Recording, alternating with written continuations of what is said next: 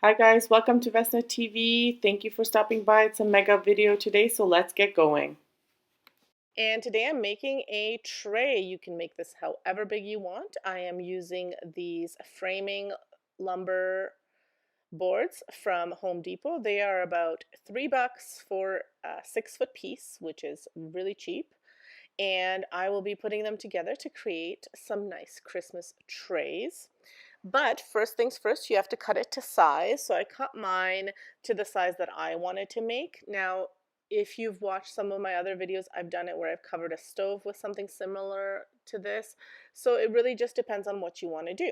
So I start off with staining some of them. So some of them I stained with this glaze from Rust-Oleum, and some of them I painted black, and some of them I painted white. For the black I used Rust-Oleum charcoal black, and for the white I just used, what I had done was I stained it brown and then I painted white over top of it, and then I wiped off the white to give it kind of a rustic look. You'll see the finished product.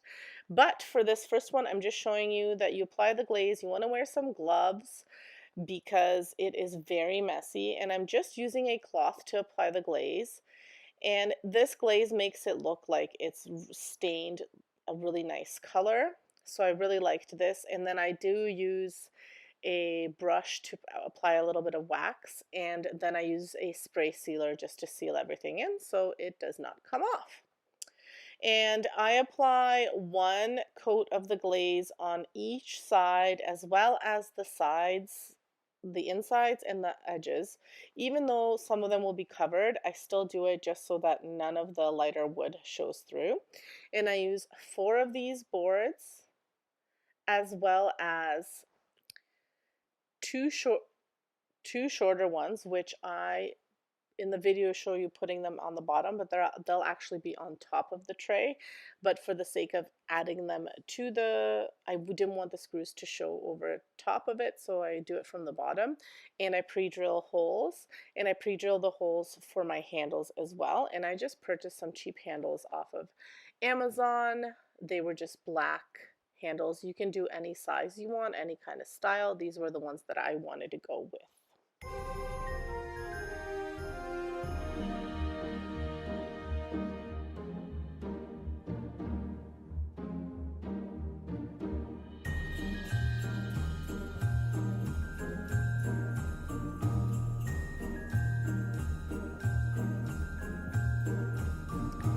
So you can see I've pre-drilled holes on the wood boards, and I've done this so that I just did like a little marker where I gently did them, and then I went ahead and I pre-drilled all the holes. But this kind of gave me a marker on where I wanted to put them, and to make sure that they were all even on along the same line so that I didn't make a mistake. So you want to measure, you can use a ruler, you can use whatever you want to make it easier. I really wanted them to look straight, and I wanted them to look perfect.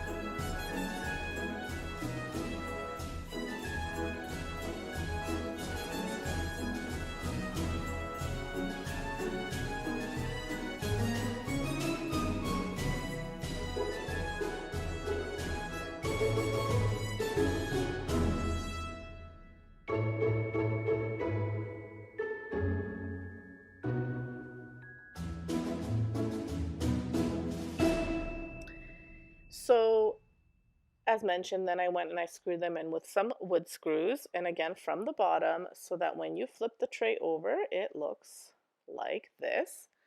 And you want to make sure that it all kind of fits perfectly and that it does not look wonky in any ways before you screw on the other piece. Don't be nervous about having to drill the holes in. It's very easy, and most people have a drill at home. If you do not, you could potentially use E6000 and glue it all together, but it wouldn't. This is much better. You could nail stuff in too if you didn't have a screwdriver, a drill. And the cutting, the Home Depot can do that for you as well. They'll cut it to size if you need them to.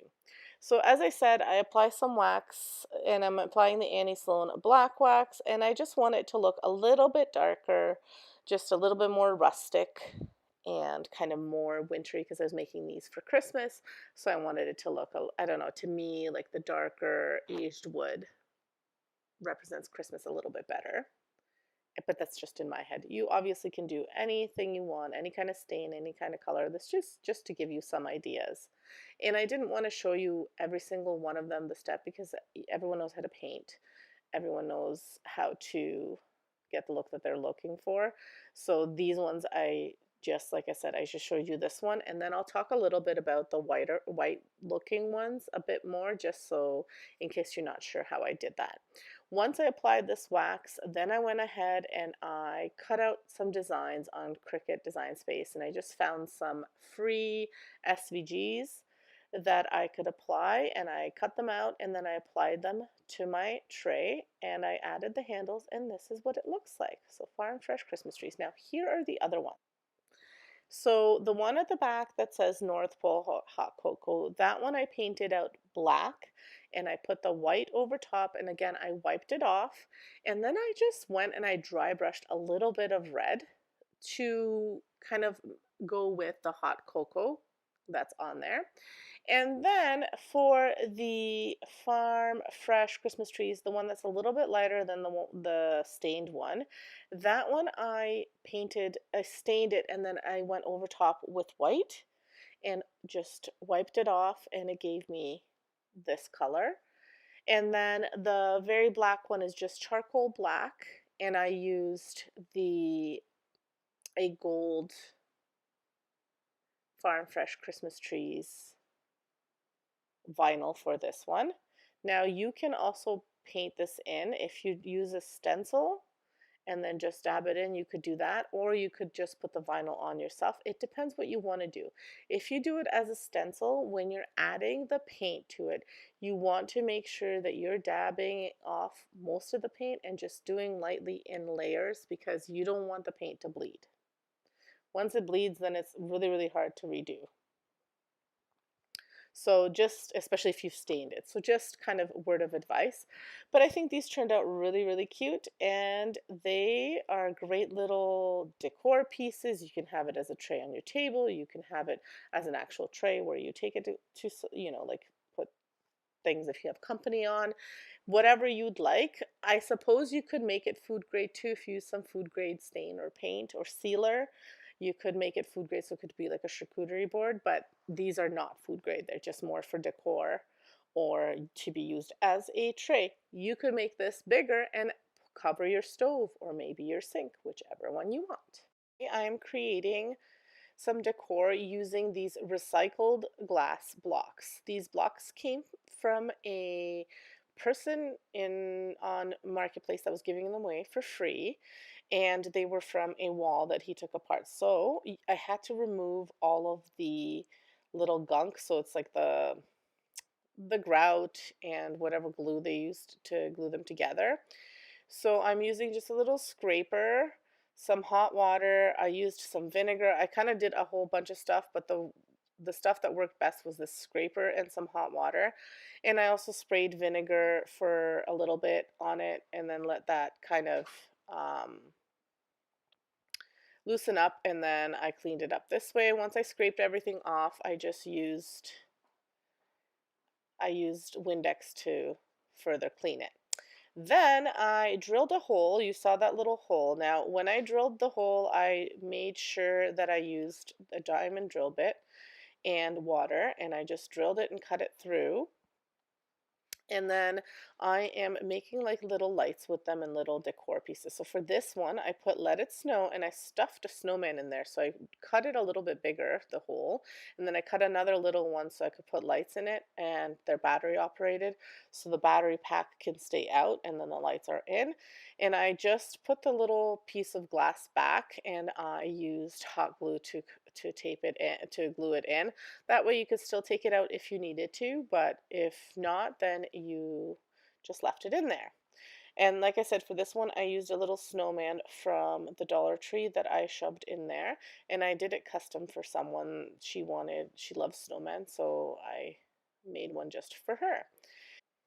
I also added a little part of a mop in there too. I bought one of those white kind of fluffy mop heads from the Dollar Tree, and I added that in there as well, so it gives it a little look of snow inside the little container.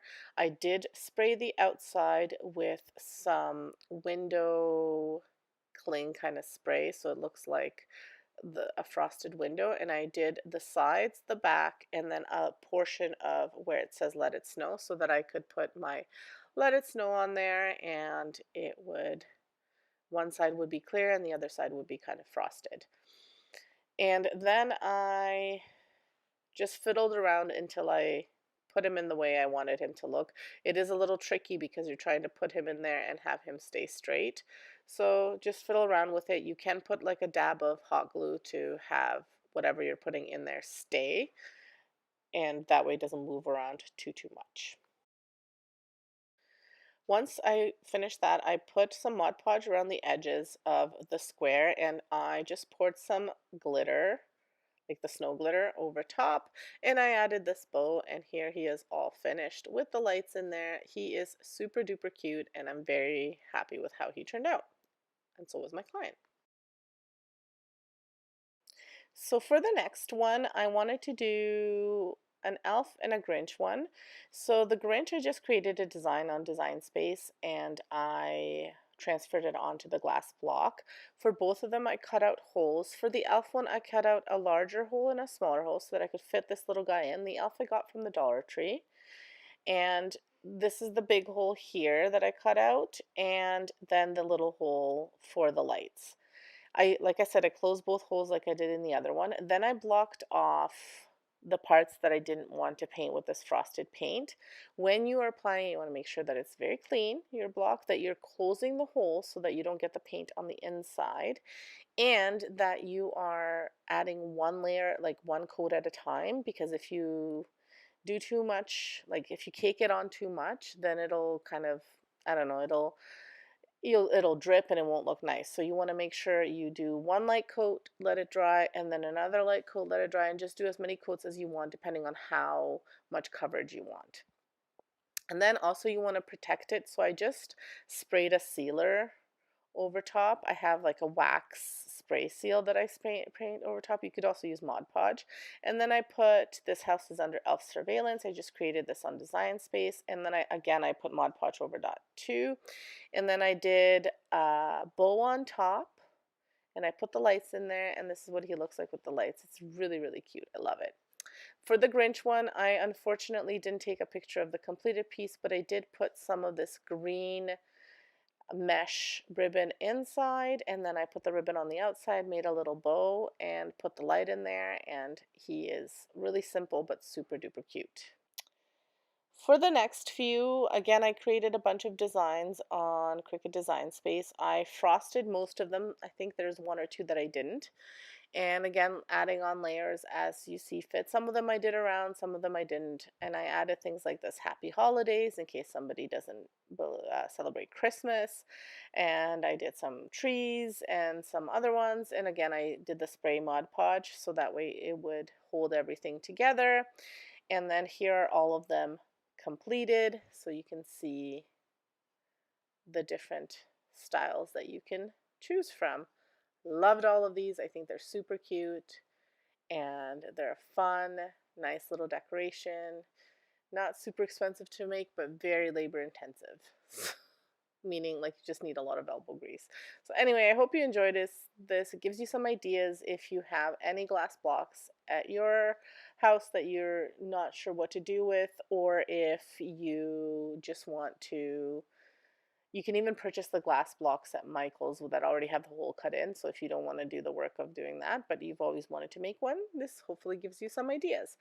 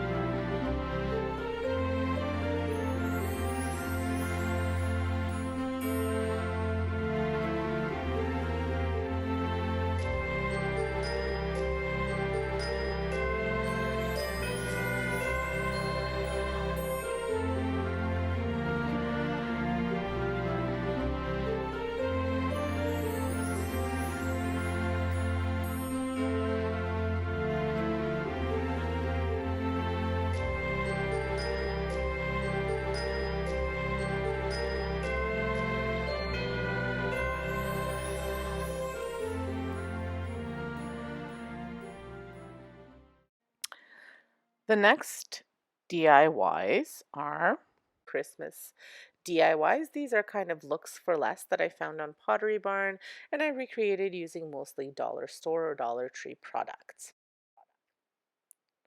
Today's theme are pillows, and I'm starting with a candy cane pillow. Now, I found this one, like I said, at Pottery Barn, and it is being sold for 84 American dollars. So I'm in Canada, so that's even quite a bit more in Canadian. And I thought I could recreate it, at least the look of it, with some Dollar Tree items.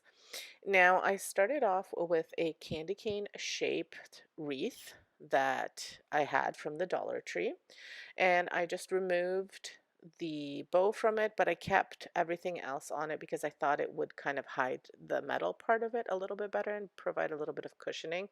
These are decorative pillows, so they wouldn't be pillows that you lay on. If you wanted this to be a pillow to lay on, you could just use this shape to cut out the material and then sew it on. I wanted to do a tutorial without sewing just because I find that a lot of people may not have a sewing machine or may not have sewing skills. My sewing skills aren't very good. I usually get quite frustrated when I try to do some sewing. So I thought this would be a better alternative. So what I did was I wrapped this around. Now I folded my tree skirt, which is what I'm using as my white material. You could also use which I will use in one of my other decorative pillows, the the rags that they have in the car section at the Dollar Tree. They're very soft and they're perfect for pillowcases. But for this one, I wanted to use the tree skirt, like tree skirt covered kind of things that they have, tree blankets that they have at the Dollar Tree. And they're white and they're kind of like a felt material. So what I did was I folded it over because it's quite thin. So that way you wouldn't see the stuff showing through, and it would provide a little bit more cushion so you wouldn't know that it's actually a candy cane form in there. And so what I did was I cut out my shape, I wrapped it around, and then I wrapped it around one more time, and I hot glued everything together. I added a little bit of pillow filling that I had from a pillow from the Dollar Tree that the cover was looking kind of rough, so I cut it open and I just used the stuffing on the inside, and I just gently stuffed This one just in the crevices and in between before I did the uh, second layer of fabric, and it's just to provide a little bit of cushion so it does look more like a pillow rather than metal covered in fabric.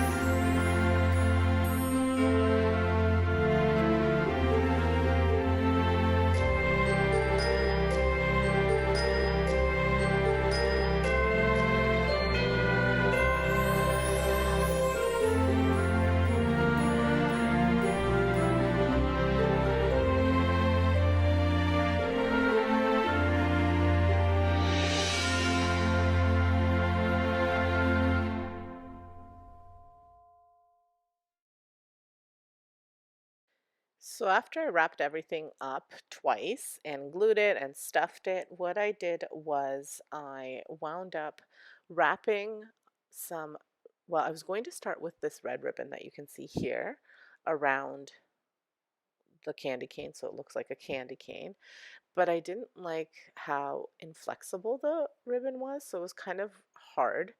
So I switched over to some burlap. The burlap I bought at the Dollar Tree. It's the, I think it was Dollar Tree. It could have been Dollarama. Dollarama in Canada is kind of probably like your Dollar General. It's usually not many things are a buck. Like a dollar, they're usually $2 to $3. So I bought a roll of red ribbon a while back and I had some left over. So I wound up using that. I wound up hot gluing little strips. I just made sure that they went around the whole thing. And I found that was a little bit more flexible and a little bit more forgiving, and I just thought it looked a little bit better on the candy cane than this ribbon. So play around with what you want to use. I did go later on after I finished these projects. I went to the Dollar Tree just to see, because our Dollar Tree here sometimes has items from Halloween that are 50% off. So I wanted to pick some things up, but they were all gone. But I did notice that they had a lot of different shawls and scarves and socks that are like that fuzzy material that you could use on the candy cane too. So just kind of see what your Dollar Tree has and see what you can use. Or if you have something at home that you want to use, you could use felt too. Anyway, so this is what I did for this one. So I just kind of wrapped it like a candy cane in little strips. And it was super easy to make and very inexpensive. I mean, the cheese skirt was $1.50, and the strips, I mean, I only used a few, but let's say you had to get a whole new ribbon, so about $2, $1.50, $2.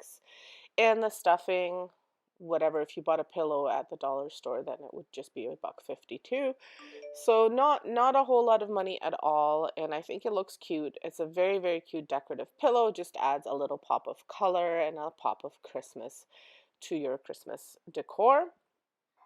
So let me know if you think I nailed the look or if you think it was a complete flop. But for, under $5 versus $85. I think I did pretty good. So the next pillow that I recreated was this Joy pillow. Now, mine is slightly different. I didn't use a horizontal pillow. I used just a normal square pillow. I didn't use a rectangle pillow, but you could use any kind. I had this one that's kind of already Christmas on one side, so I thought I'd make it a double-sided pillow. This I picked up at the dollar store as well, and this was like super easy to make. So I had some leftover vintage ribbon and I had leftover fabrics, so I just used those to create my joy sign, to create my joy letters. You could use really anything you wanted to. The Dollar Tree has a ton of different ribbons and fabrics for Christmas, and even those shawls that I was talking about that they have like the thin kind of silky shawls that are all sorts of different patterns on them, so you could use any of those. Or if you had a cricket, you could also use vinyl. They do have, I've seen at Dollar Tree, like a kind of like a plaid checkered vinyl, so you could use some of those. I don't know if they have a Christmas vinyl, but I'm sure you can pick some up somewhere. And like the HTV. Oh, actually, yeah, if you wanted HTV, Dollar Tree doesn't have it. But if you had some left over, all sorts of different colors, you could use your Cricut to cut those ones out as well. I also used one of these elf feet, and because I like the color of the fabric on the legs, so I just cut that out and I used that as my Y. And because I have several of these feet, I bought them last year. I must have had an idea for a project, but then didn't get to it. So I just wound up using those. Hopefully I won't need it, and if I do, then it is okay. I have another one. And I just hot glued these to the pillow, made sure that they were the same size, cut them out by hand. You could use your Cricut for sure, but or any other device that you have, these were easy to do by hand. So I just did them, and I think they turned out really cute. And again, for the cost savings, like the pillow itself was quite expensive, just even for the pillowcase. So this is quite a bit of a savings, even if you were to get a rectangle pillow that wasn't from the dollar store, from Walmart or something. They're probably $5-6. So still a significant savings to the Pottery Barn one, and I think I nailed the look. You let me know what you think, whether you think that I nailed this look or not, but I'm pretty confident that I did nail the look.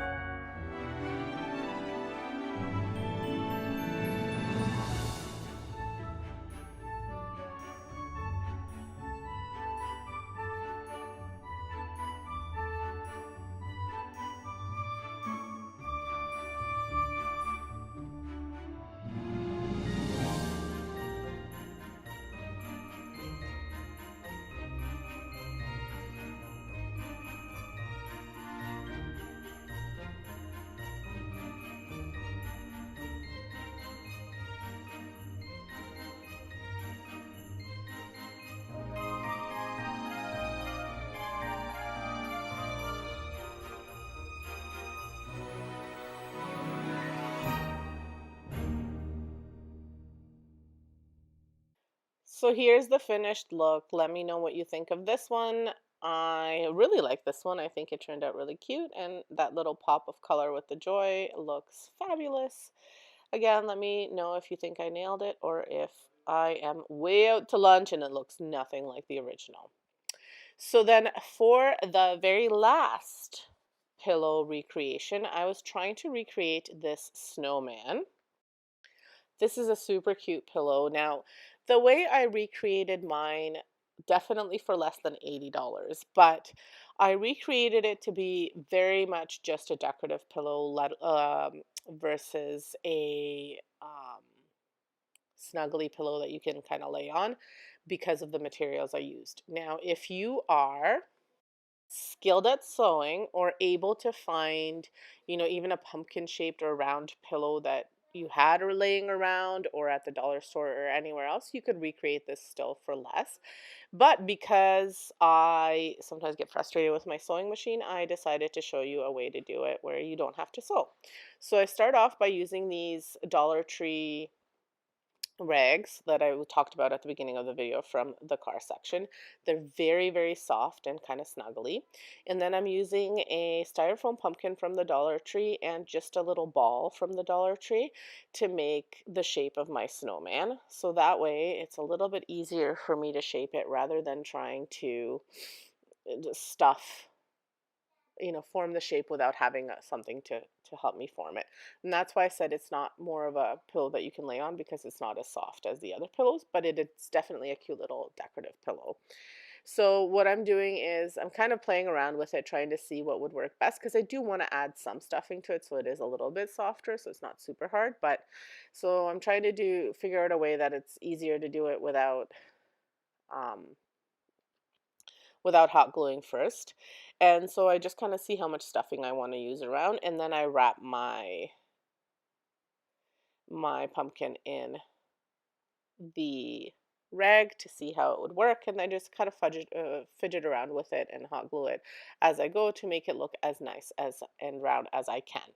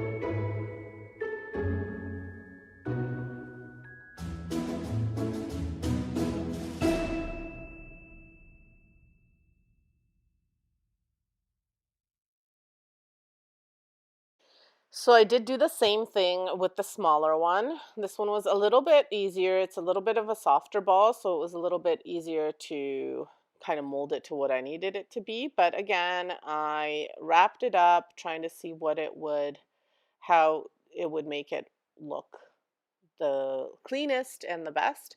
Now this one I was able to kind of wrap around twice. If you wanted to not use the stuffing, and you were using a something that was a color other than white, so like I used the orange, but because I put the stuffing in it, the orange didn't show through. But if you do have something that's a different color and you're not putting stuffing or double wrapping it, I suggest that you paint that thing white or the color of your rag if it's see-through.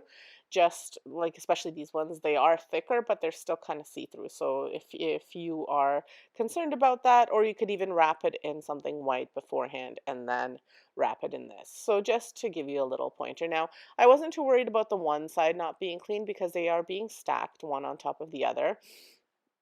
And what I did wind up doing as well is I put one of those barbecue skewers in the middle of it, from the bottom, so that would kind of hold the pieces together while the hot glue was sticking to it. It might even be a better idea now, kind of going back and having worked with it, is to maybe put the skewer in, like hot glue the two pieces into a snowman shape first, then put the skewer in and maybe even like use some E6000 and then let it sit for a little bit and then wrap it around.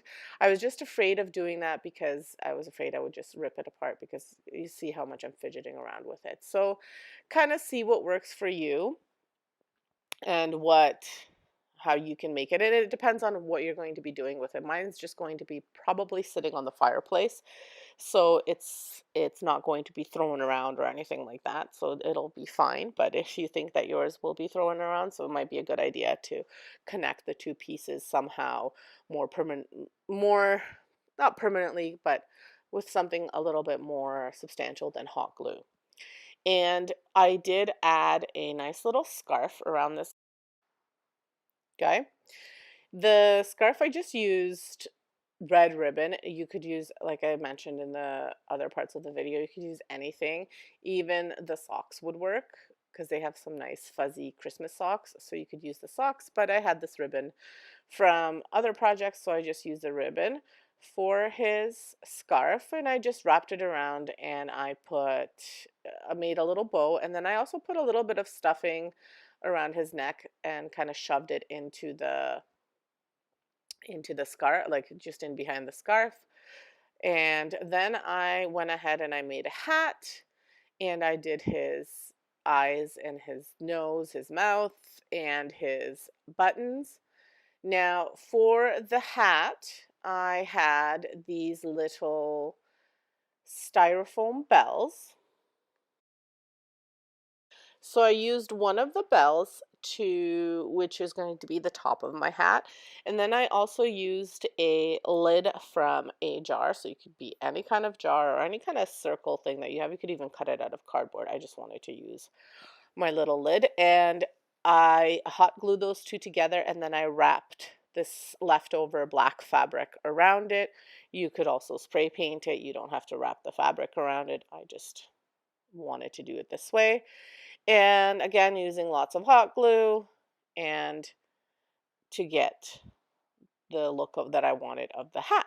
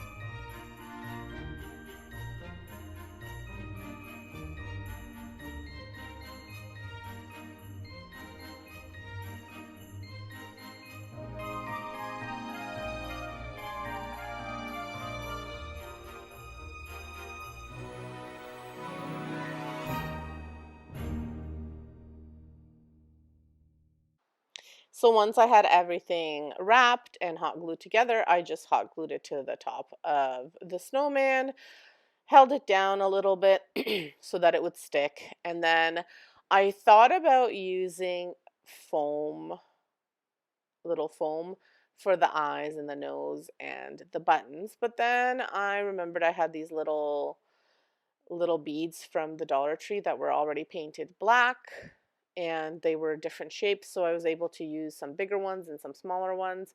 So again, you can use pretty much anything you want. You could even use buttons if you have buttons. I just didn't have buttons. And what I also did was, because these beads had little holes for you to thread things through, I just filled it in with a little bit of hot glue, and then I want to kind of taking off the excess that kind of bulged through. And I thought I would fill it in with Sharpie, but I didn't need to, just so that it would look even better.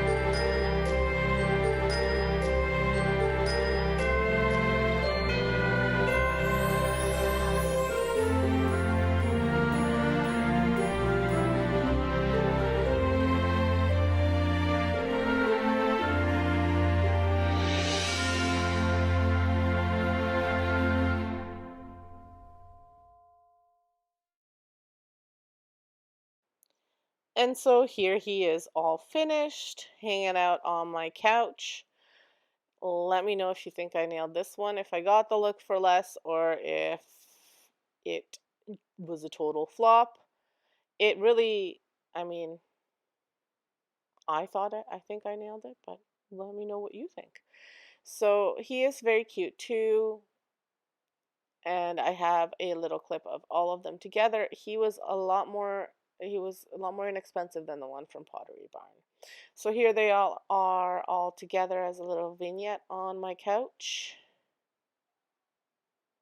And today I'm going to be recreating some bells and creating some from scratch and recreating some for you.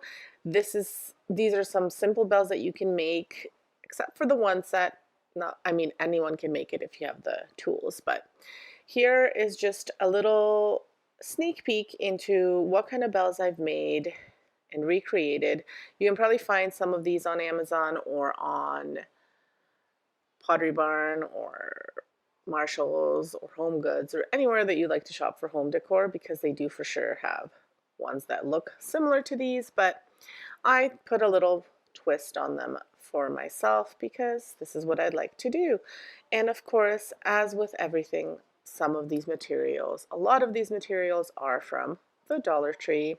So let's get going. Okay, so this first set of bells is probably my favorite. What I'm doing is using these little tin containers from the Dollar Tree. They're part of those favor things that you can put in, like the little pails, and you can put favors in at weddings and baby showers. These are actually from my own wedding that were left over. We got married in 2009 here. I mean, we had 3 weddings, but the wedding in Canada was in 2009. So, yeah, that was a long time ago, and I've kept them for a long time. But they were pink. So what I did was I had painted them before silver for another project. It was actually for my DIY advent calendar, but I wound up buying some burlap sacks for that. So I am reusing them once again for these bells. So what I'm going to do first is I'm going to use some of this gold, acrylic gold paint from the Dollar Tree, and I'm just going to dab it on with a makeup brush. Just roughly all around. I'm not covering it. I just want it to kind of look a little bit dirty. So you just dab on, and I mean, because it is so shiny and so smooth, it does come off, but just dab it on and then leave it, and dab it on and leave it, and then it will stick. I also add some tan to that as well. And again, do the dab it on, leave, dab it on, leave. And then I spray the inside, and I'll show you that in the next clip, with a black spray paint. And it's just so that they're not pink anymore. And I purposely kind of did it after I put some of the gold on so that the black would splatter on the inside as well. So it just gives them a more vintage vibe, because the black paint will splatter a little bit. So again, then I go back, once everything is dry, I go back and I add a little bit of black, a little bit of tan, a little bit of gold, and a little bit of red acrylic paint onto my little mat there. And then I dab and paint and wipe off as much as I want to get my look that I'm looking for, which is kind of like a vintagey, old, rustic look. If you've watched my channel before, you know I love that kind of look, and I still love it. I've loved it for so many years, and I still love it. And even the other day I was looking at what I wanted to redo a dresser for my son, and he wanted blue and green, and I found some really neat ideas of it looking really vintage. I won't do that for his room, but I still always lean to that vintage rustic vibe.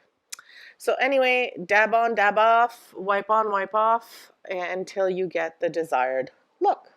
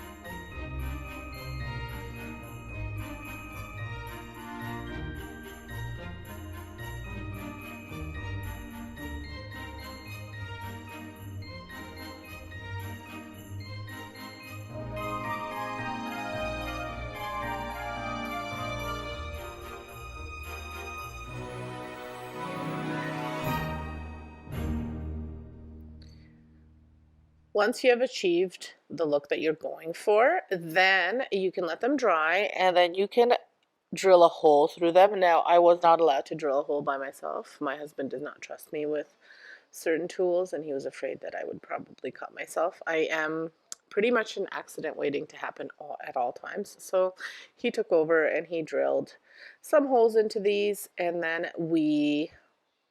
then I did the rest. Just make sure when you are drilling, you put something like a piece of wood like I did here underneath, so that way it doesn't go through your surface. Okay, and then I used some jute rope and I put that through, and I kind of fiddled around with them so I would get the look that I was going for. So what I wound up doing is adding a little tape to the string, then adding a bead, tying it into a knot, like putting it through, tying it into a knot so the bead doesn't fall off. And then I also tied it into a knot at the top, and then I cut off a longer string, and then I attached another bell to a string, and I kind of strung them all. Hopefully it makes sense. I'm not going to speed this part up so that way you can kind of see what I'm talking about.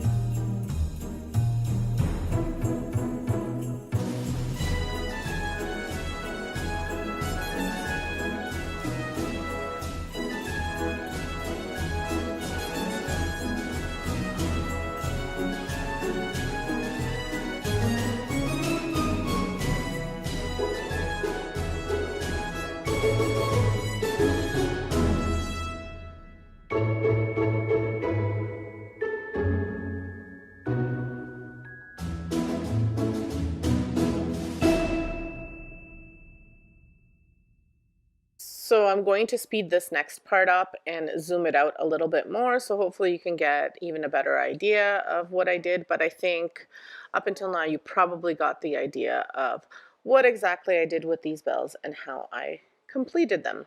And I forgot to mention the little beads I had from leftover from a thrift store that I bought them, but you can use any kind of beads or round things in there that you have.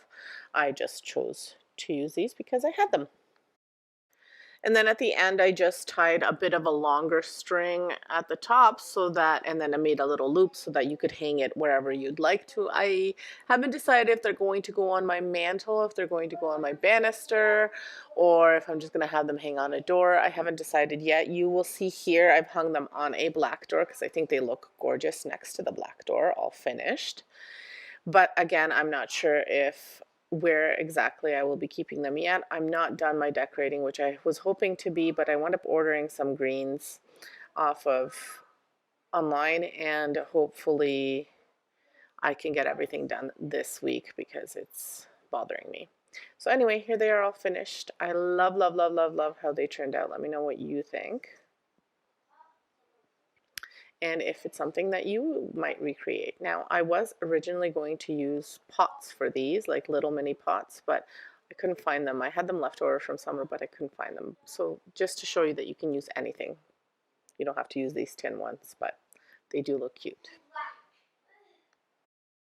So on to this next DIY, which I have a love-hate relationship with. I had this idea in my head, and now looking back, I always seem to like to reflect on my DIYs. So looking back, I would have used jute rope instead of the burlap, but live and learn.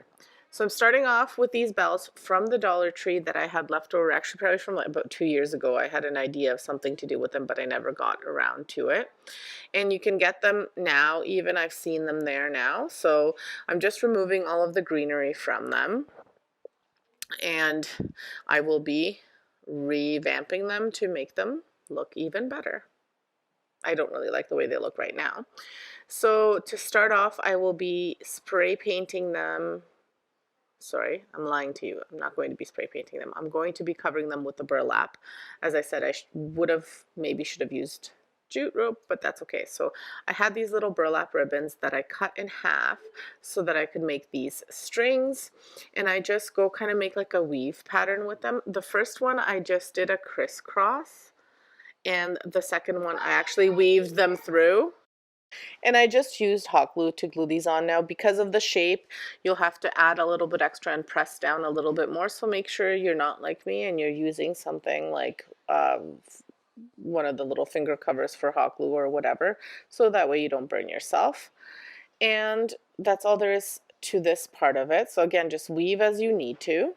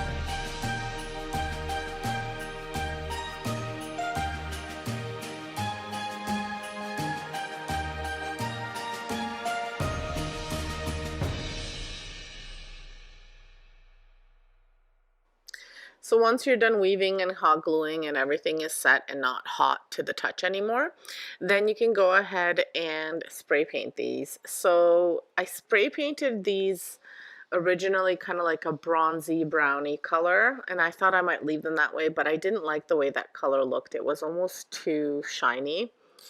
So then I went ahead and I redid it again. Now, reflecting again, I probably would have painted the bells first in a more like a lighter color, and then put these guys, put the jute twine over top, and it would have looked a little bit better, I think. But I wanted it to, see, I wanted it to be thicker. That's why I went with this. But anyway, you'll see what it looks like. So here's the paint that I used. I just used this Rust-Oleum high heat paint, and this is what they turned out after I spray painted them. So there was just too much of like a poo brown. I don't know. I didn't like the way they look. So then I thought, okay, I'm gonna kind of put a little bit of gold, put a little bit of black, and it'll look better. And I still wasn't happy with how it turned out. So then I went and I spray painted them black over top. And I didn't do like a full, super full coverage. I just kind of, I spray painted and made sure everything was covered, but I didn't worry too much about whether like it was perfectly covered. I wanted some of the brown to peek out.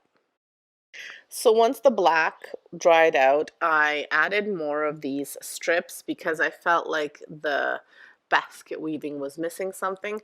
This is why I think the jute rope would have been nicer. And that was my first instinct, was to cover them in jute rope, but then I don't know, for whatever reason I decided to do this. I think I saw some inspiration somewhere, or I saw someone, I don't know. I In my head I felt like the thicker strips would be better, but now, like, reflecting on it, I think it would have been better with the jute rope. But I still think they turned out okay, and they turned out cute, but it just was a little bit more work than I would have wanted it to be for this project. So again, I wasn't too concerned about covering it completely with the acrylic paint. Like, I wanted it to be covered, but I didn't mind some of the brown showing through, because it gave them more of like a rustic look, or like a aged look. So once I did all of that, I attached them to just another piece of jute rope, and so that I could hang them. I'm not sure where they'll go. I may separate them, I may put them together, maybe they'll go on a tray. Like I said for my previous ones, I haven't quite decided what I'm putting where. But here they are, all finished. Again, I think they turned out okay. They do look quite cute. They look better than the gold ones for sure. You see some of the stuff showing through, the brown, the black, and all the different colors, which is kind of my style. So let me know what you think of these. They're not my favorite, but I think they still turned out okay. Okay, so for these last ones, I tried something completely different. I got myself a new toy. An expensive toy, and probably an expensive hobby, but I still love it. So what I did was I created cowbells on Tinkercad to put on my 3D printer so that I could 3D print cowbells. I have never created any designs before, so of course I made a mistake. I should have made that hollow. It would have used a lot less material, and I should have made it a little bit taller. So what I did, these took a really long time because it was my very first print. So it took a long time to create. The top of the smaller one didn't turn out, and there was actually a third bell that for some reason didn't stick to the plate. Not sure why. So I just went with 2 bells because it took 3 hours for this to print. So I didn't want to attempt another bell. But what I did do is I reprinted just a ring for each one of these, which is kind of what I should have done in the first place, a ring with like a top. But anyway, I couldn't find exactly what I was looking for on any designs that were free or that I could use. So I thought I'd create my own, and I'm still happy that I did. I would love to get to a point where I could create a ton of designs and create all this stuff. So I created these to look like cowbells. You can obviously use even tins for this. If you have cans, like larger cans, you could use these for the cowbells for sure, and then just attach a top to something. Attach some sort of top. It could be just like even like one of those little clamps that you can buy at the hardware store. So for these guys, for the smaller one, because the top didn't print, I used the little handles from the pails from the first project, and I just put them together, hot glued them, and made them a little bit thicker. And then I also hot glued the other part of my bell. But before I did that, I painted this in an espresso brown. Again, I'm not super concerned about the brown fully covering this because I'm going to be adding layers of paint to it, just like I did with the first bells, to make it look a little bit more rustic, a little bit more antique, a little bit more old and aged and roughed up.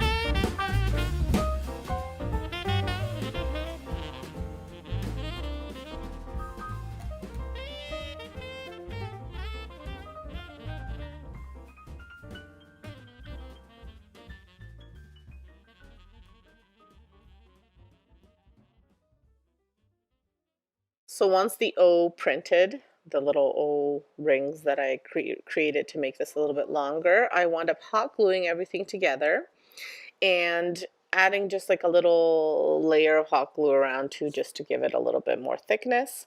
And then I painted everything again. Now the bottom I painted a black and brown, and what I did was I mixed it up to the top, and then I just took a paper towel and I just kind of blended it all together to give it that rustic look. So this is again the espresso and black acrylic paint that I'm using, and I'm painting the bottom and the inside of everything so that it's all covered. And as you can see, I hot glued the little metal pieces from the other project on top. Now with that, I hot glued them together, but I put them flat on, I think you can see it there, I think I did show it to you. I put them flat on my little mat, and then I added a thick layer of the hot glue. So actually the hot glue gives it a little bit more thickness too.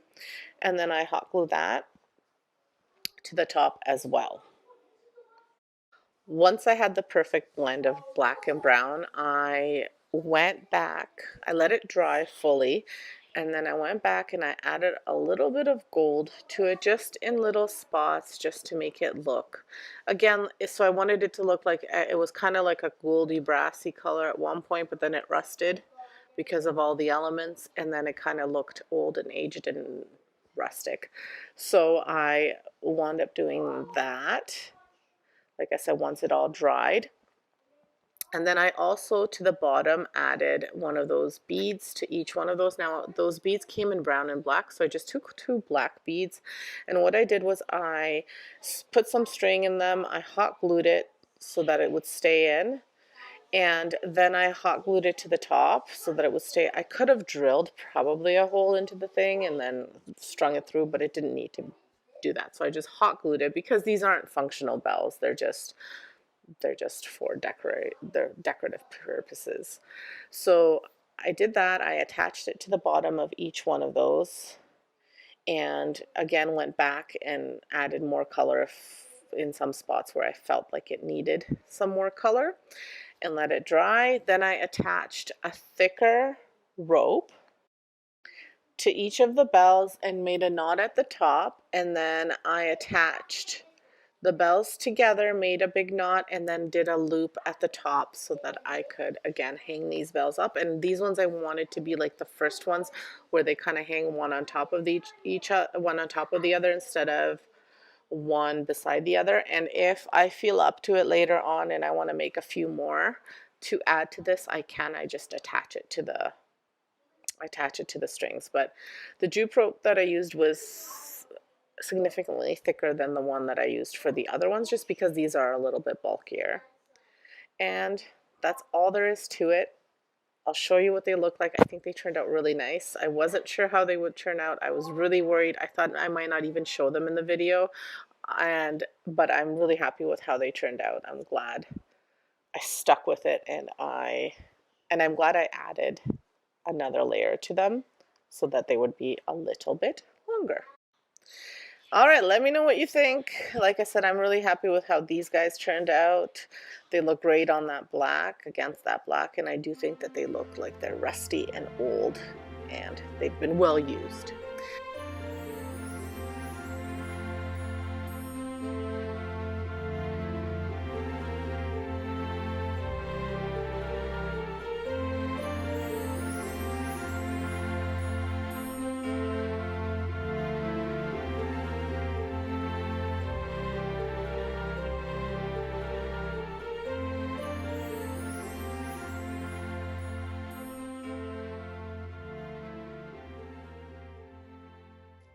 So let's get going.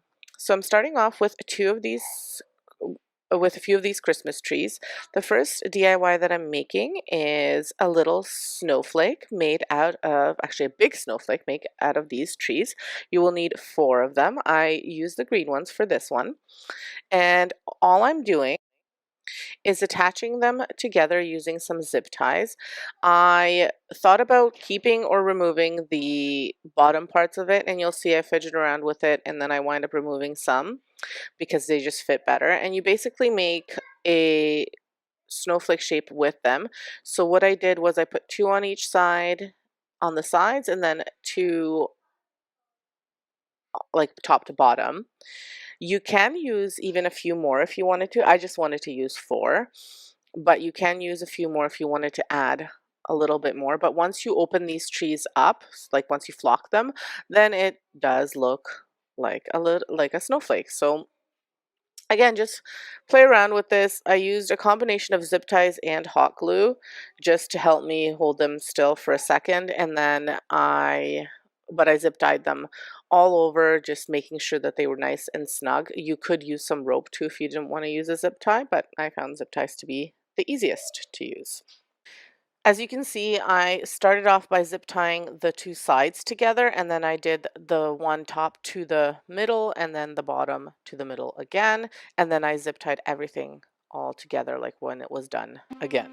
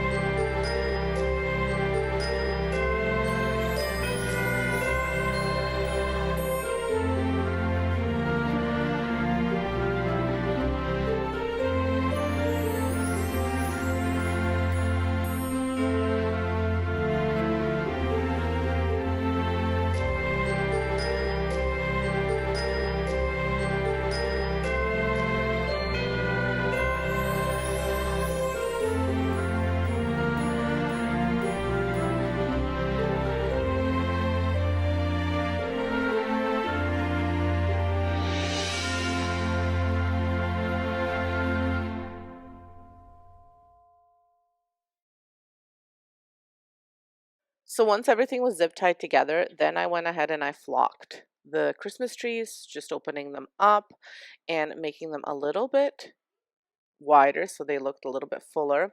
And then I went and I bought these little sprigs of Christmas, like that look like Christmas trees from the Dollar Tree, and I added them just around the middle part so that it would hide the zip ties and any part of the base of the Christmas tree, like the rod that was showing, just so it would hide all of that. And you don't actually have to do this. You can add as much or as little of that as you want, but I had them, so I added it, and I just think it makes the tree look a little bit fuller. You could even add them to the branches too to make them look a little bit fuller if the tree's looking not as full as you'd like it to be. So I used almost the whole pack, I think, and I think it turned out really great. So after I added and I was happy with the way it was looking, I used some of the spray snow that you can get either at Michael's, you can probably even get it at the dollar store. I think I got this one at Michael's. I did see the same one at our Dollarama, which is kind of like a Dollar General for you guys because it's nothing is a dollar.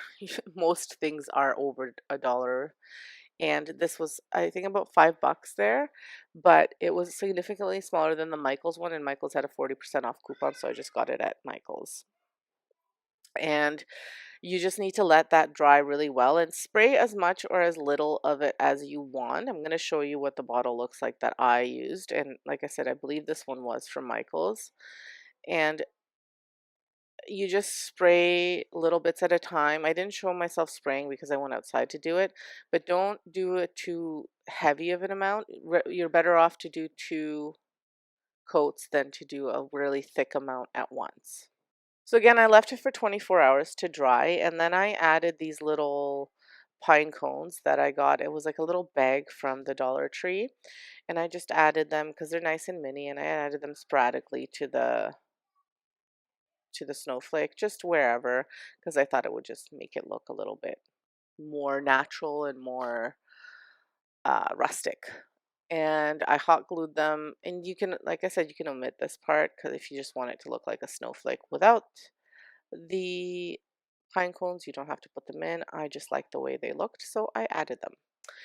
And once that was done, I attached a little zip tie to the back of one of the trees so that I could hang it up on my door. So on a wreath hanger or whatever. And here's what it looks like all finished on my door. So I really like the way it turned out. I think it looks great. Let me know what you guys think and if you think you're going to recreate it. And you can even use it, you can add Christmas decor on it for Christmas, or you can make it more like a winter theme and have it for a winter decor. So on to the next one. So this next one is actually from a previous DIY where I used 2 of these Christmas trees, and I am reusing it in this video because I think it's one of my absolute favorite DIYs. It's a little gnome, and you guys really liked it, so I am just adding it in this video so it can give you more ideas of what to do with these Christmas trees. Supplies, you're going to need 2 of these Christmas trees from the Dollar Tree, some black paint and some white paint. So I'm just using these acrylic paints. You could use chalk paint if you have it. You could use um, whatever paint you have on hand. Then this fur I might and might not use. These berries, maybe. And then this rag from the Dollar Tree, this dishcloth. And I have these Crocs there also from the Dollar Tree. They were my son's, I think, before he even really learned how to walk, or maybe he was just learning how to walk. I don't know. They're just little slippers we had for around the pool. They don't fit him anymore, so I'm going to be painting them black, and those will be the shoes for my gnome. So I only needed 1 coat of the black, and you don't have to, if you have boots or anything like that that you could use, you could do that. I just didn't have anything that I wanted to use for this that I thought I could use for this. I thought I had a pair of ceramic boots, like a little planter that looked like boots, but I must have seen it somewhere. I couldn't find it. Then maybe I don't have it. I must have seen it at someone's house and thought that that was really neat, but then I thought I had it, or maybe I thought I was going to buy it. I don't know. Sometimes I think I have things and I don't actually have them. So once they are painted and covered all the way through, you can set them off to dry, and you can start to make your little gnome. Now, whatever you decide to use for your feet, it doesn't matter, like I said. You'll just have to either connect it together somehow, if it's not together, and you're going to need some floral foam as well, which I forgot to show you at the beginning of the video. And the floral foam will be so that you can stick your tree in it, and then you stick it into the shoe itself. So for the tree, you're going to take the bottom part of it off, and I always keep all of the little things because I might be able to use them for something else. And then you just have to put the branches down. So normally the tree branches go up, and you want to have them go the opposite way. So you're just going to push them all down at the bottom and fluff them out as best as you can. And you're going to do this with both trees. So once you fluff out the second tree and have it the way you want it, you're going to join the 2 trees at the flat sides. What I mean by flat sides is you need one side on each tree to kind of be flatter so that you can join them and make a wider gnome like so. And then you're going to use the top part of your branch just to tie them together. And once they are joined together, you're going to again kind of fluff it out a little bit to make it look a little bit fuller. And your body for your gnome is pretty much done. You will want to put it in your floral foam so that way you can put the hat on and fluff it out even more so you can kind of see what it looks like standing up.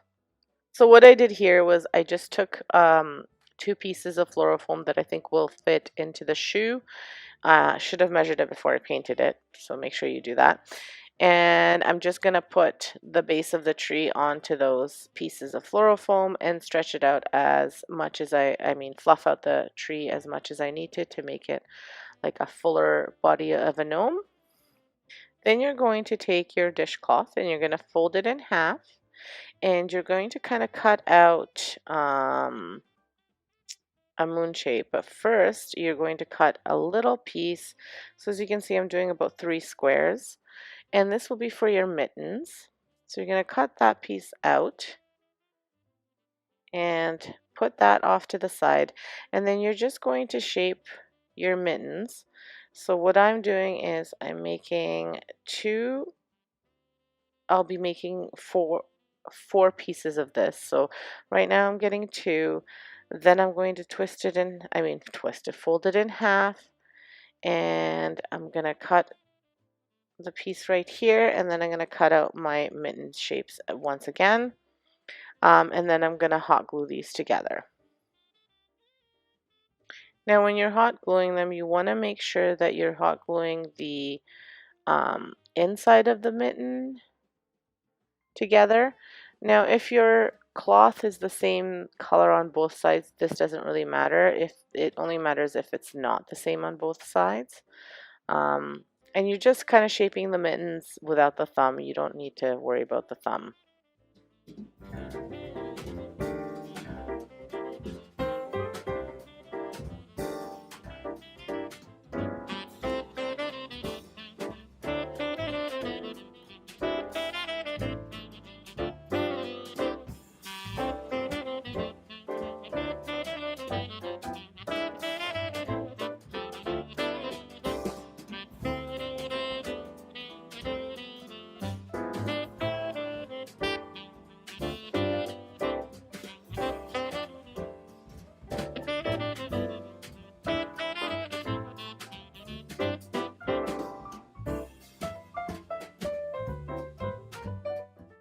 So you want to make sure that that dries, cools off and dries, like sets for a bit before you try to flip it over. So that's why I'm leaving it right now.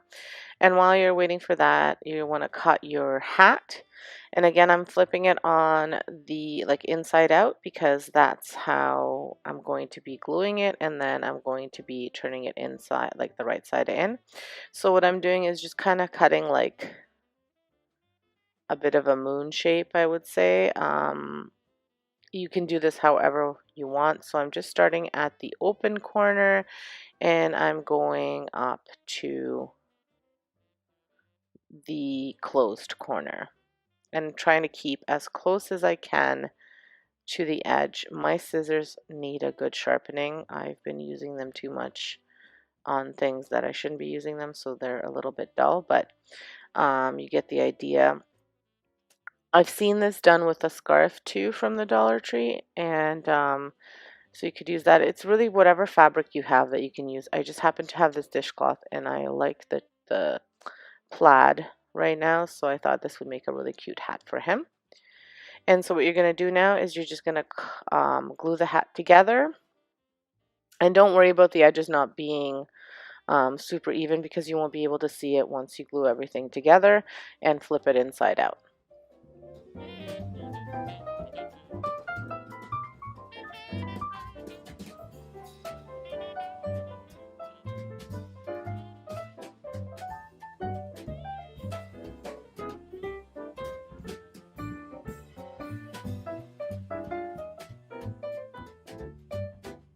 While wait for this to set and cool, you can flip over your other mitten, and you want to do this gently so you don't rip it open, but your hot glue should stick fairly well together.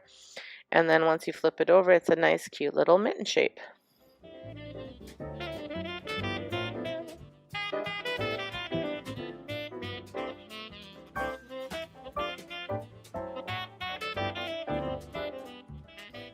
So then while the other mitten dries, you want to flip the hat over, and then you can either attach a jingle bell to the end, or you can just kind of tie it to make it like a little ball at the end. And so I do decide that I want to use that fur and add it to the bottom of the hat. So I just measured out how much I needed around, and I'm going to hot glue it to the very bottom because I want the hat to be a little bit longer.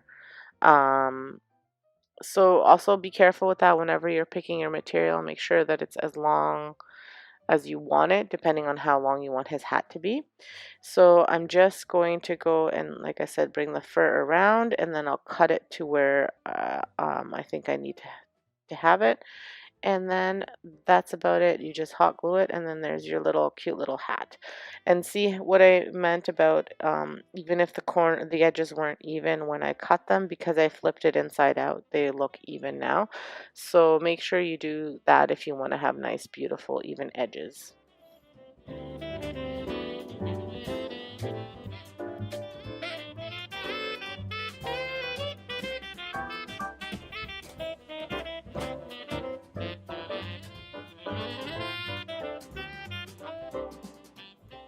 So once you have your hat made, then all that's missing is to put the hat on the tree and to give him a little nose. So what I am doing for the nose is I'm using a Christmas ornament, and when you're putting his hat on, you want to make sure that the bottom is lower than the top. Sorry, the back of the hat is lower than the front of the hat, and so that way it hangs nice. So that's what I'm doing here, is just positioning it. And I'm just using a champagne colored ornament from the Dollar Tree. It came in one of those tubes for $1, and I'm only using one. And I'm putting lots and lots of hot glue on it so I can pop it in just under his hat. And you want to make sure that you find a little branch to glue it onto. And then you just hold it down so it sets a little bit for a few seconds, and his body is all ready to go. Now you just want to put him into your shoes or boots or whatever you did. And sorry, but before I go ahead and do that, I do wind up using that white paint. I thought maybe I would use the fur as his beard, but I decided that so a little bit of white paint to make him have kind of a white beard is a better way to go. So I just added a little bit of white paint to my plate here, and I'm just adding it onto his where his beard is, so just under his nose. And once you have the perfect amount of white and it dries off a little bit, you can go ahead and glue his mittens to where his arms would be. And so what I just try to do is I try to find a spot where both sides are kind of have a branch sticking out, so it's somewhat even. His shoes, I'm just connecting together with just some floral wire, and I was going to hot glue them, but I thought that might give out if I'm moving him, so I thought this was a better way to do it. And I'm just finding a hole, and I'm going to tie it together and nice and tight, and that should keep them from moving too much. And once this is nice and snug, then I go ahead and I put that floral foam into the shoes. I just wedge it in there, so I take it off of the from the tree, and I just wedge it into the shoes, so that way I can put the Christmas tree on top without having to worry about dealing with the actual Christmas tree. And I made it a pretty tight fit, so make sure you do that as well, so this will prevent it from sliding out of the shoe. And so then all you do is just push the bottom of your tree into the floral foam. It doesn't matter if you get the same hole or not. And there he is, all finished. I just love him so much. I think he's such a cute little gnome, and it's so easy to make and inexpensive, and just adds a little bit of cute decor into your home.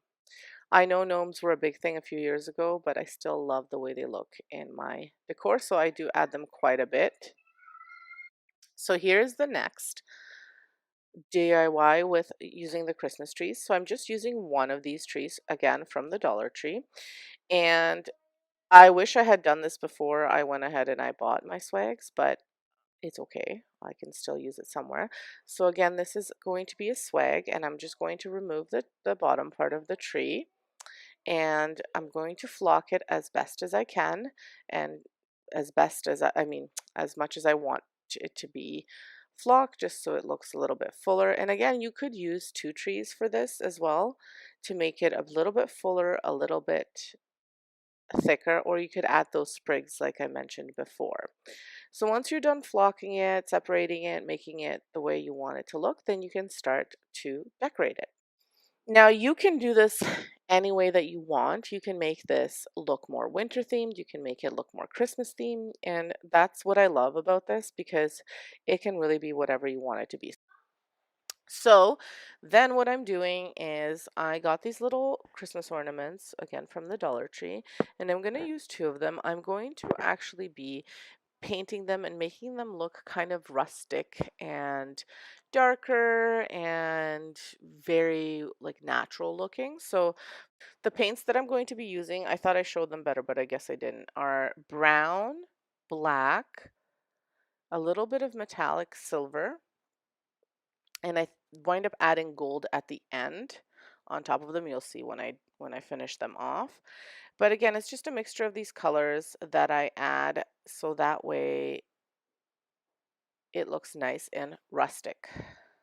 This can obviously be whatever you guys want it to be. My one, if you want the look that I'm getting, I just kind of added the colors on as I went to make it be as rustic as I wanted it to be. I did find that after I scraped off the glitter, which I had to do as well, you'll see me scraping it here with some sandpaper.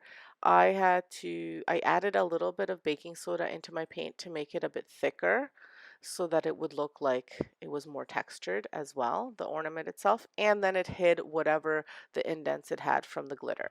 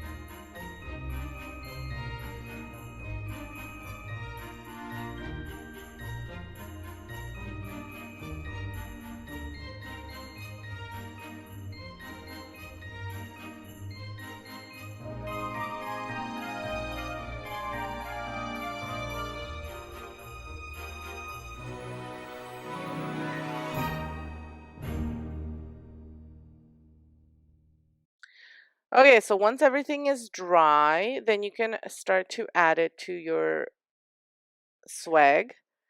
And I started off with using this ribbon, which is just from the Dollar Tree. It's a burlap ribbon with Halloween sayings like joy, happy holidays, and whatever. So I am just making a bow with this ribbon. Again, I've told you before, I'm not the best at making bows, so I'm just hot gluing everything on, and then I will be hot gluing the Christmas ornaments on there too to make a nice rustic looking swag. Now, when the Christmas ornaments are glued on, that's when I added just dry brushed some of the gold again, just to make it look a little bit more aged and rustic and just the way I like it. Imperfectly perfect. Perfectly imperfect or imperfectly perfect, whichever. And before I added the ornaments, I also added more of those little pine cones from the Dollar Tree, again, just to give it a more natural and earthy look.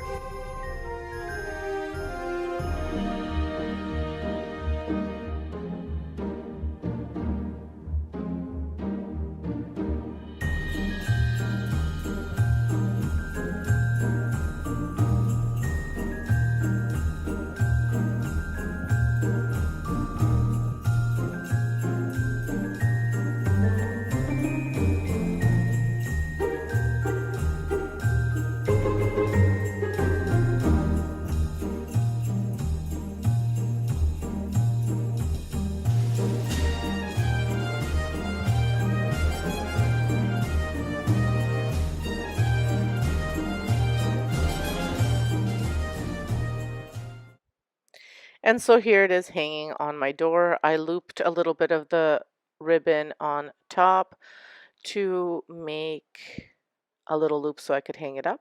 And I love the way it turned out. Let me know what you guys think. Off to the next one. So to start, I'm using this Dollar Tree Christmas tree. I love these trees. I've made gnomes with them. I've taken them apart and made different arrangements, but today I am actually making trees. So I'm starting with using this pipe cutting tool. And I am just cutting it down to the height that I need. So it just depends on the container that you're using. For me, I'm using a small little box from the Dollar Tree, which I'll show you in a few moments. And so for that, I'm just measuring to see how tall I need it and cutting accordingly. If you have a deeper box or if you don't mind some of the stems showing, you can definitely skip this step altogether. This tool is really cool. I was using it wrong, so my husband had to show me again. What you need to do is clamp it and then turn it around and not tighten it. I was tightening it and mushing the actual pipe. So it looks a lot more difficult than it actually is. So I wound up having him show me again, which I forgot. So you just tighten it and then you loop it around, which he wound up doing, so I didn't show you in the video, but this is a cool little tool if you wanted to use it. Then I am going to use the garland that they have at the Dollar Tree and I'm going to cut bit by bit and I'm going to add it to the tree to give it more fullness, and I'm just twisting it around the branches if you need to, because of whatever reason you can reinforce it with some floral wire. I did not need to because the way I twisted them around, they should be fine to be in there. So I fluff it out first to see how much I need to add, and then I add branch by branch. I start with adding to the base and to the spots in between where you can kind of see the pole, the pipe. So I add them there, can't see that. And then I just add to a few branches just to get it to be a little bit full. And I use wire cutters to cut the garland because the garland is made of wire on the inside. Now you have to be careful when you're cutting. Sometimes the little wire sticks out, so kind of twist it down if you can using your wire cutters, or try to sand it down, or however you can do it, just cover it up just in case so you don't cut yourself. So I made 3 trees, and for the 3 trees I needed 1 and a little bit of the garland. So it goes quite a long way. Depends how much you add. Some of them I added more than to the others, and I really just eyeballed it. So there's no science. It just look at it, see how much you want it, how full you want it to be. Some people like the look of the Charlie Brown tree, because that's what the Dollar Tree trees look like without adding anything. So if you like that look, there is, I've seen quite a bit of dupes for that because some places sell them like that. So it could be a very nice tree that way too. So it's just up to you what you want it to do. Now once I got fluffed it up, I went ahead and I spray painted it with this heirloom white spray paint. It could be any spray paint that you have. And then I went ahead and I flocked it with some snow spray. And I'll show you the finished piece. I didn't show you me doing this just because I was doing it outside. It was super windy and I did not want my camera to topple over. Now once you get everything dry, you want to spray it with a sealer. I used Mod Podge sealer, acrylic sealer, but you can use whatever sealer you prefer. Once, while that was drying, I went ahead and I did my boxes. So I used these little boxes from the Dollar Tree. I spray painted white in the brown, and I spray painted another one in black. You can use any color. You can even do it in acrylic. This is what I had on hand, and it was quick. Once they dried, I was trying to do the crackle method. So this is where you apply white glue, and then you let it dry a little bit, and then you apply your paint. Now, seeing the finished product, I would do a little bit more glue than I did to begin with, but it worked pretty well. I just didn't want to go and spend money on the crackle medium, which I'm sure works better than the white glue. And when you are applying the glue, you want to make sure that you're not going over top of the strokes that you're doing, and that you're just doing stroke by stroke and trying not to overlap as much as you can. It's kind of hard to do, but because you kind of want to overlap, or sometimes you don't. When as you're brushing, the end of the brush is not, it doesn't have as much glue as the beginning. So just try your best, and then once it dries a little bit, but it still has to be tacky, kind of like this, you want to apply your paint. And again, you don't want to go overlap on your paint either. So I did use the Rust-Oleum linen white chalk paint for the top. Again, you can use any color that you prefer. And I did glue the boxes together, one on top of the other. Sorry, not the boxes, the lid and the box together. So what I did was I flipped the lid so that the top was at the bottom, and I put the box on top, and I used some E6000 as well as hot glue to paint it. And I also used a staple gun just to reinforce it a little bit more. I did try to show you that. I have the footage. It's 4 minutes long. I can see it on my iMovies in my media, but I cannot get it to be in my clip. I'm not sure why, but it's just not wanting to go down. So it's self-explanatory. Then I went and I added some hot glue to the inside of the box so that I could hot glue my dry foam, which I also picked up at the Dollar Tree. And I'm just gluing that down so that it sticks and stays. And this is where the tree will go. I'll stick the tree into that. So I didn't use the base of the tree like it comes with. I just used the pipe where I stuck that into the fluorofoam.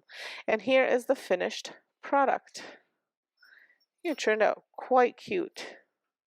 You can see the crackle a little bit. You can see the flocking, and then one of the trees I added a burlap sack around the base just to give it a little bit of a different feel. I also added some deer moss to the inside of the little box just to cover up the floral foam. So here they are.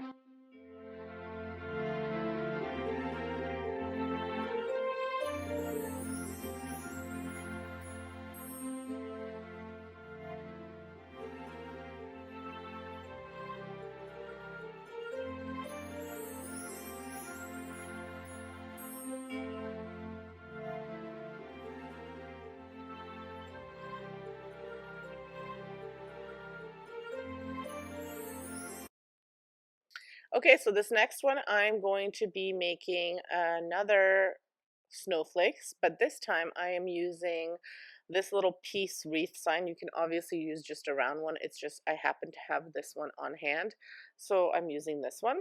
And I'm going to be using the white Christmas trees this time. And again, I'm using 4 of them. And I'll just be making this a little bit different. So I'm going to be attaching them to the wreath form. Now you can do this as well. It might make it a little bit easier to attach them and shape them to the way that you want them to, but either or was fine for me. So again, I'm using zip ties, and I am, same process, going to do 2 at a time, one at a time that I attach, and then in the middle I'll kind of do 2 at a time, and then I'll show you what I do for the middle part.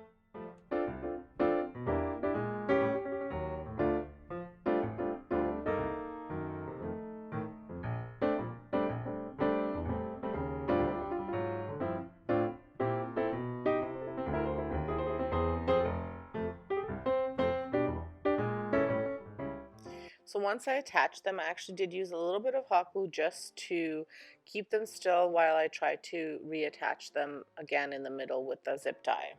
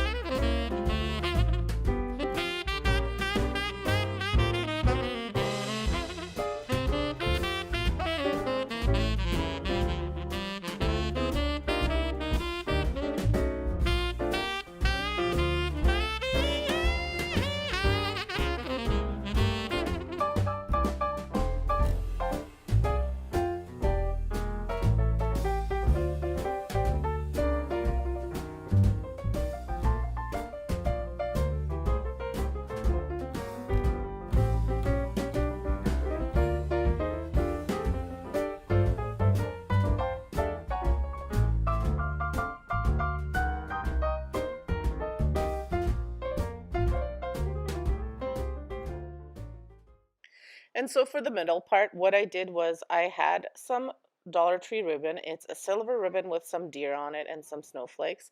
And I made a bow in the middle. And again, I'm not the best at making bows, so I won't do like a tutorial because it's a trial and error for me. But basically, I made little loops and I hot glued them to the bottom part. And then I found some little bald spots in the Christmas tree. And because I didn't have white sprigs like I did the green ones.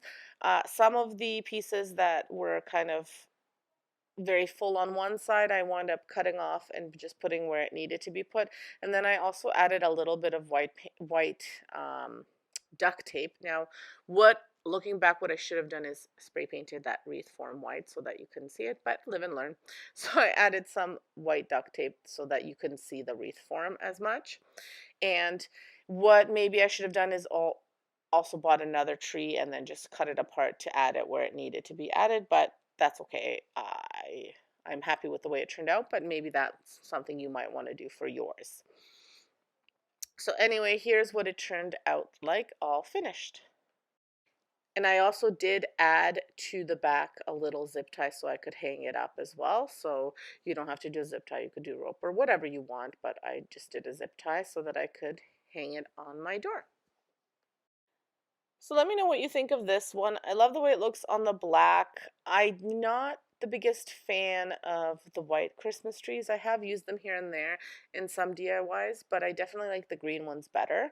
But if you love white decor, this might be a good idea for you. And just looking at it a little bit further, I think it does need one more extra tree just to give a little bit more shape to it. But let me know what you think and leave me a comment whether you like decorating with the white trees or not. So for the next one, again, I'm using the white Christmas tree, and I am making the same idea, the same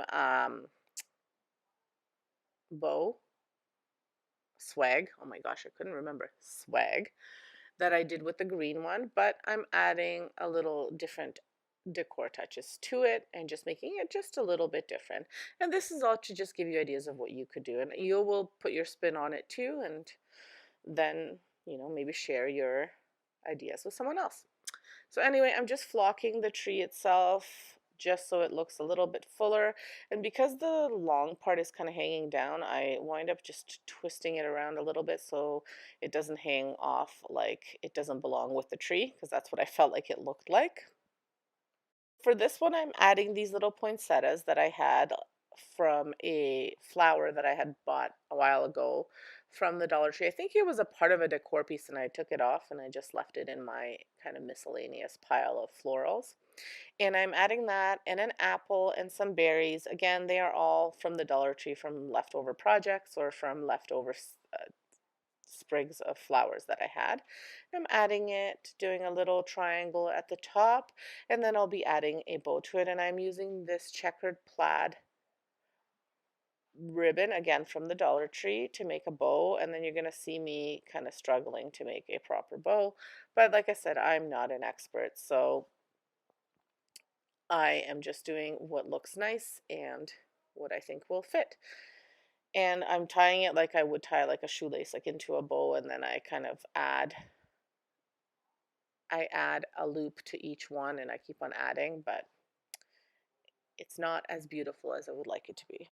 So once you see it finished here, I did wind up moving though that apple and those poinsettias a little bit, and then I'll put them back on.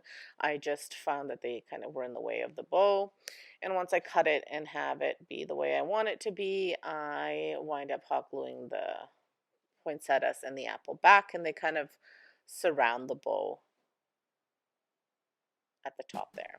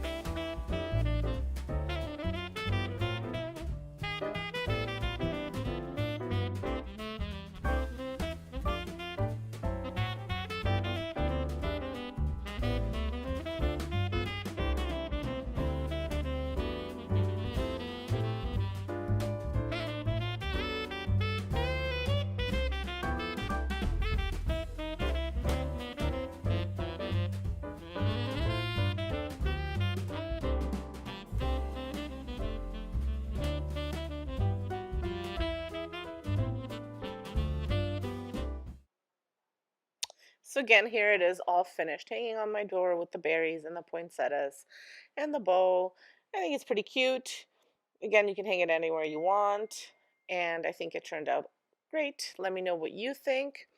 And then finally for this last one, again, I'm using the Dollar Tree Christmas tree, the white one, and all I did was I put it in this Santa planter, again from the Dollar Tree, into some floral foam, added a gold Christmas ball, and added one of these hats that was already made from the Dollar Tree, and that's all there is to it. He turned out super cute as well.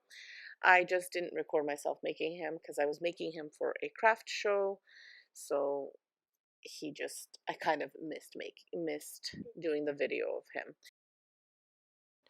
So to start off, I am recreating a wreath and making a cedar wreath is what I'm doing. And in order to make the cedar wreath, I'm using some sprigs that I got from Temu.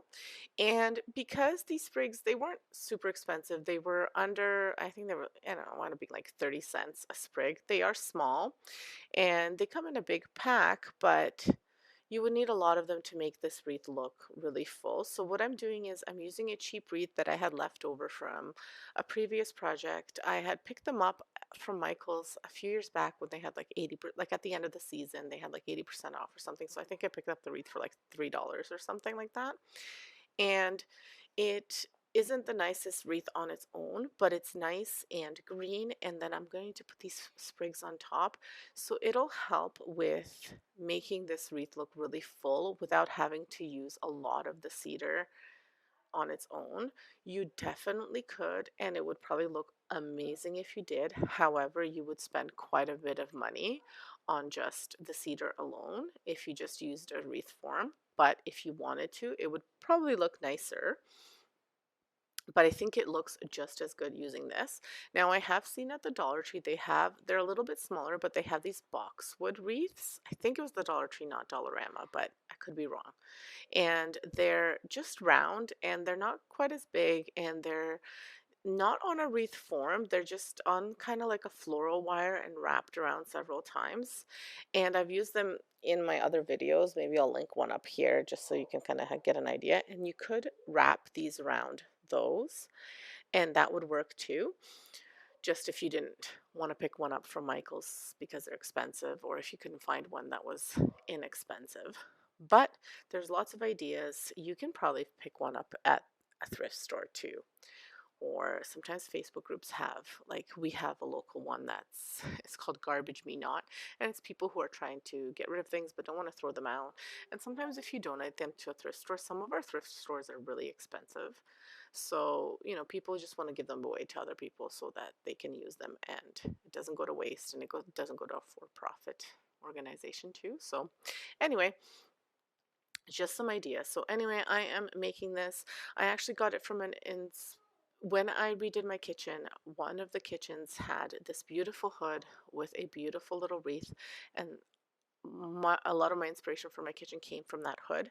And so then I recreated this wreath based on that hood. So anyway, here it is. It just took me 3 years to create this wreath, but here it is. I love it because you can change it out for the season. So I'm going to use this for my winter, but then in the spring I'll use something else, and hopefully I'll keep it going all year long. Anyway, I hope you enjoy this. Super easy, super quick, and I will be doing some wood stenciling. So I kind of had two ideas.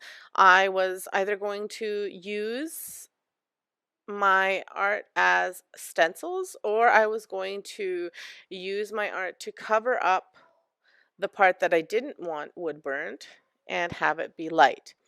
So I'll show you the first way. I did use my Cricut, but you can buy stencils at the Dollar Tree, and you can buy cutouts. Like you can even use window cling if you wanted to. It will probably burn though.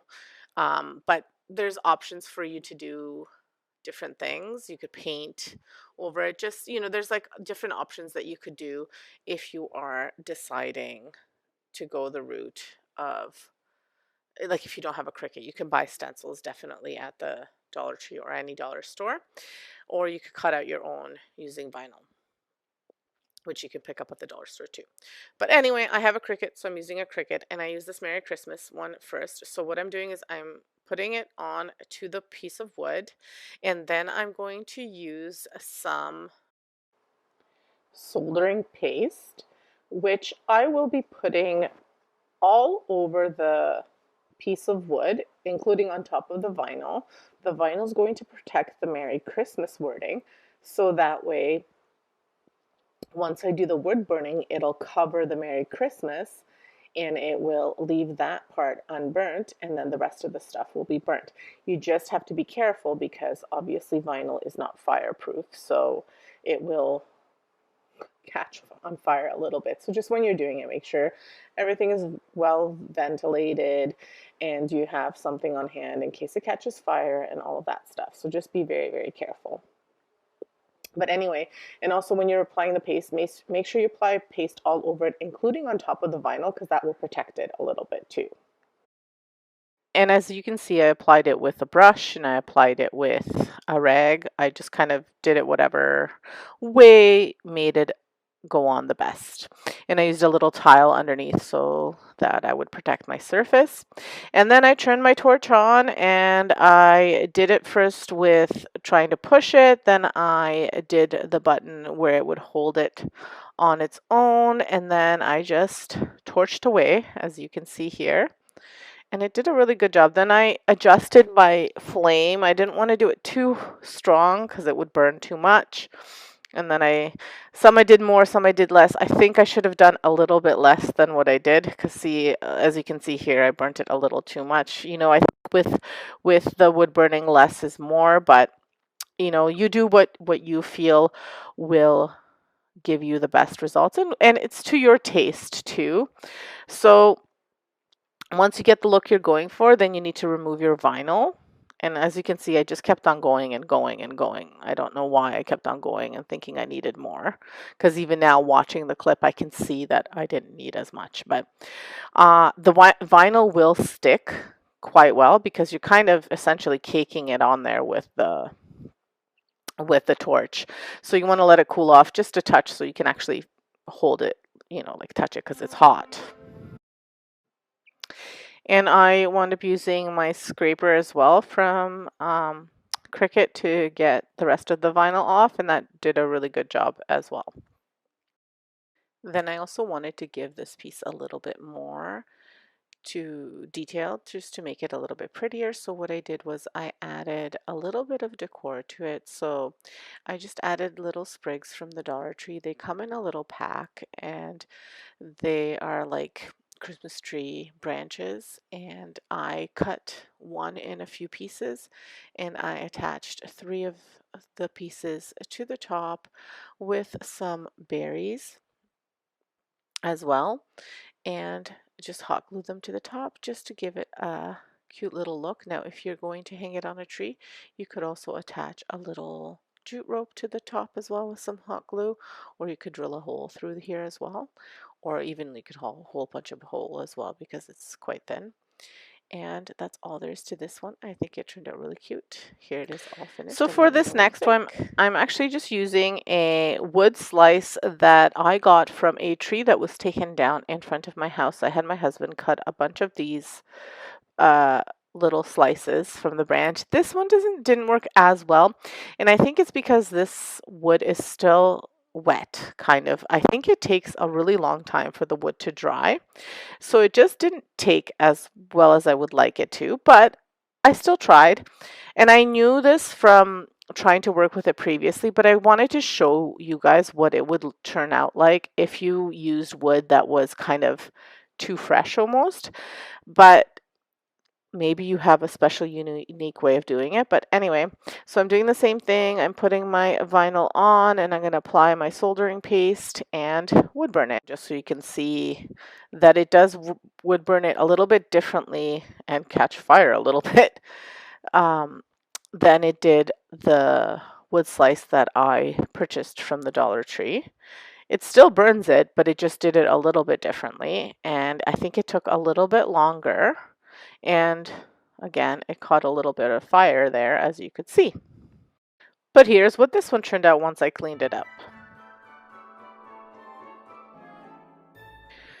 So for this next one, I'm using this little mini cutting board from the Dollar Tree again. I actually got this in their craft section, so it's not in their kitchen section.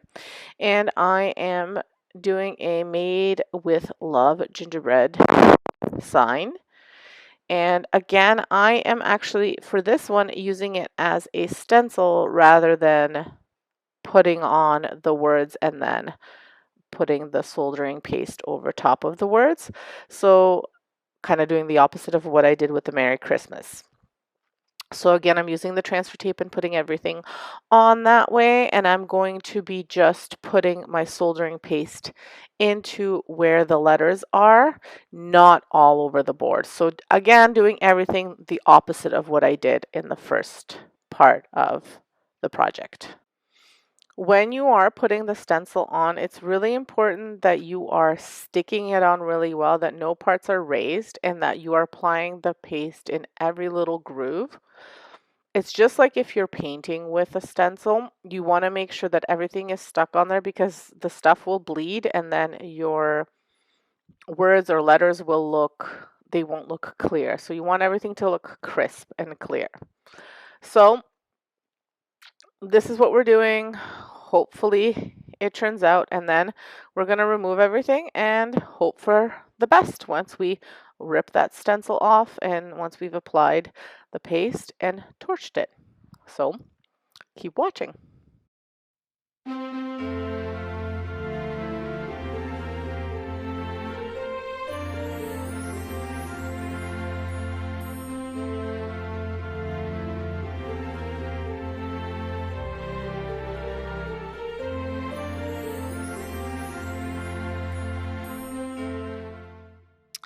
So after I did the torching, I added a little bow to the top, and then I also added some different little pine cones that I just hot glued on there. They're just little leftover pieces from the Dollar Tree that I picked up last year, I think, or maybe this year at the beginning, very beginning of the season. They just come in like a little baggie of different pine cones, like a little, like on a little wire. And I also added some of those sprigs that I added to the other one. And so here it is all finished. I love the way it turned out. It's super cute, and I just think it will make a great little addition to my kitchen, especially if I decide to set up a little hot chocolate stand, or even if you have a three-tier tray, you could put this in a three-tier tray. Okay, so this next one, again, I did the opposite of what I did with the first gnome. I made it like a stencil, and I must say that it did turn out better.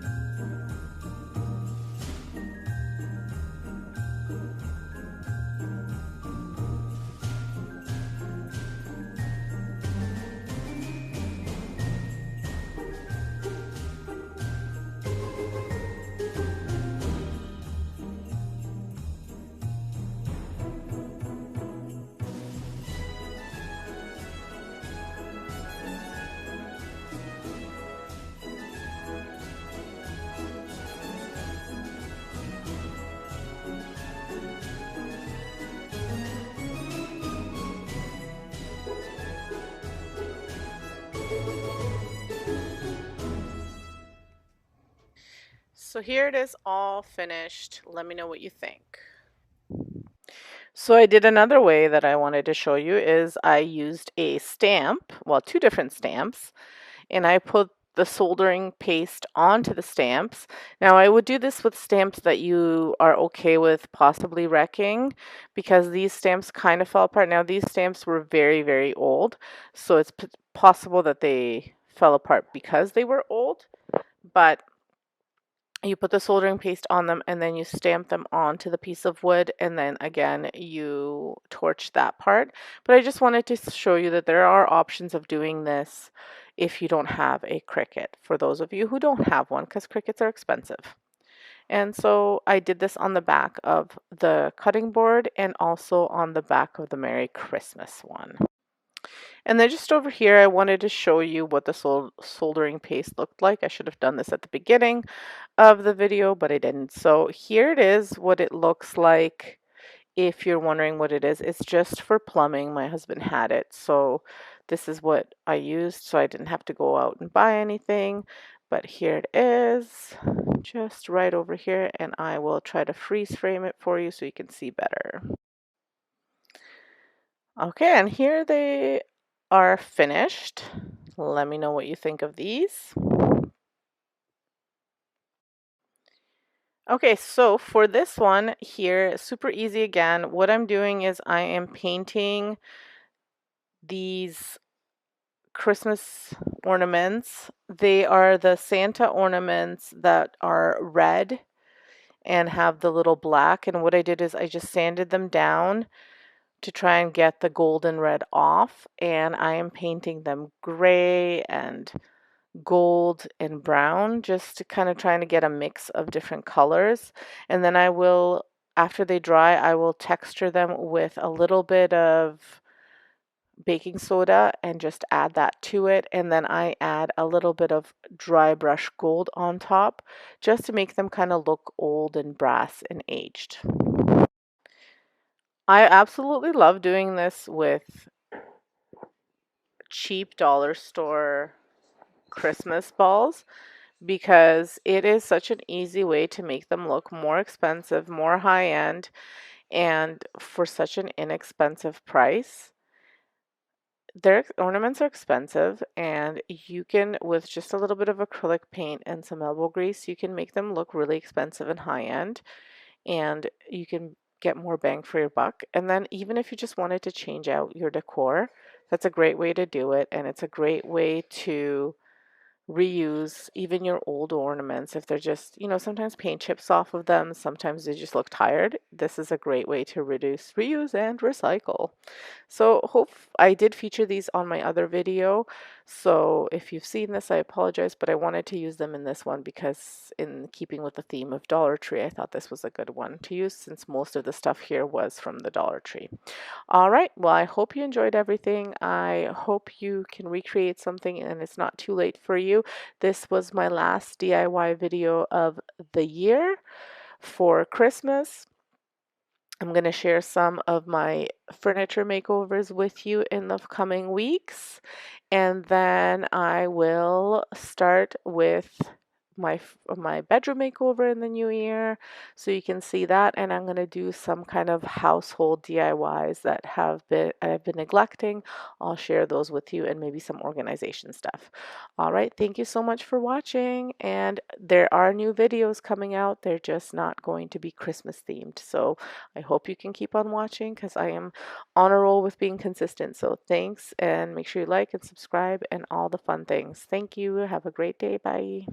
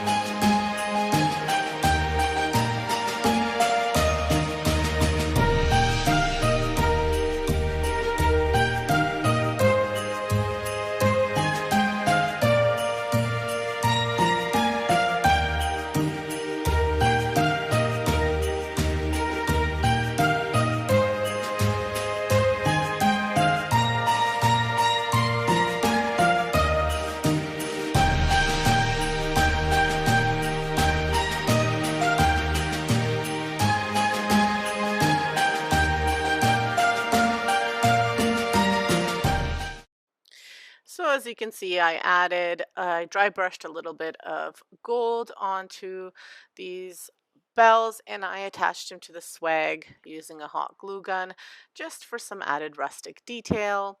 And dry brushing is just where you apply a little bit of paint and then you brush it off on a paper towel or a paper, and then you apply it to your piece of artwork or whatever. And here they are all finished. So that's it for today. Let me know what you think. Hopefully you enjoyed this video.